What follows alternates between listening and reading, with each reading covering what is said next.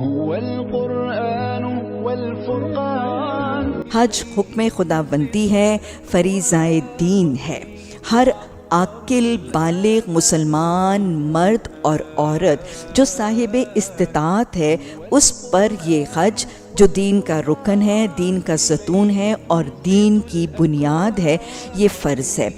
صاحب استطاعت کے حوالے سے اللہ نے قرآن میں فرمایا من استطاع علیہ سبیلا، کہ جو اللہ کے گھر تک آنے کی استطاعت رکھتا ہے اس پر یہ حج فرض ہے.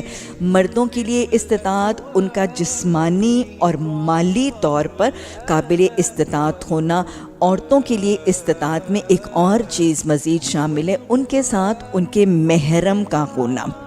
حدیث کے الفاظ ہیں کسی مسلمان عورت کے لیے جائز نہیں ایک جگہ 1 دن 1 رات اور ایک جگہ 3 دن 3 راتوں کا تذکرہ کہ وہ اتنا سفر بغیر کسی محرم کے کرے. والفرقان إليه تنصت